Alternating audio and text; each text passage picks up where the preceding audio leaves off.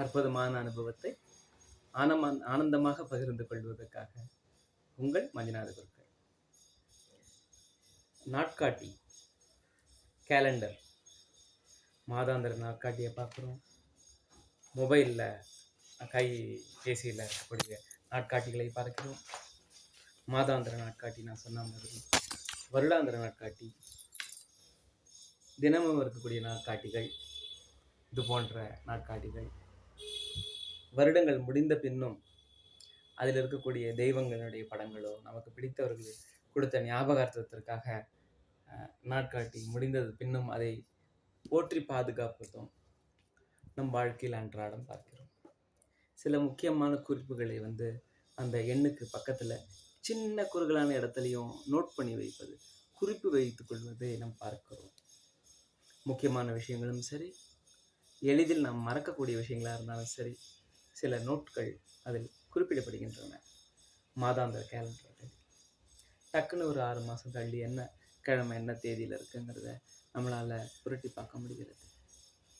இன்றைய காலகட்டங்களில் 2025 எத்தனை பேர் வீட்டில் நாட்காட்டி இருக்கிறது, எத்தனை பேர் வீட்டில் மாதாந்திர கேலண்டர்கள் இருக்குங்கிறதெல்லாம் வேறு விஷயம். ஆனால் காலம் தினமும் நாம் கிழிக்கக்கூடிய ஒரு பேஜில் டர் டர் டர் என்று நம் வாழ்வில் நம் அத்தியாயங்கள் குறைந்து கொண்டே இருப்பதும் நம்மளுடைய ஆயுள் குறைந்து கொண்டே இருப்பதையும் காட்டுகிறது. அதுதான் நான் வேடிக்கை சொல்வேன். கேலண்டர் ஒவ்வொரு நாளைக்கு கிழிக்கும் போதும் நம் வாழ்வில் நம்முடைய ஆயுளில் ஒரு நாள் டர் என்று கிழிந்து செல்கிறது.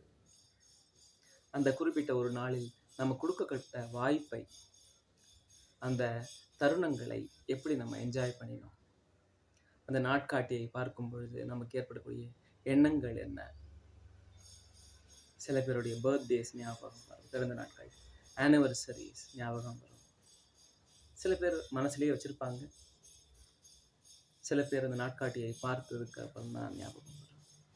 முக்கியமான குறிப்பீடுகளில் எடுத்து எழுதிக்கும் பொழுது அந்த தேதி வந்த உடனே அது நமக்கு நினைவுபடுத்தும்.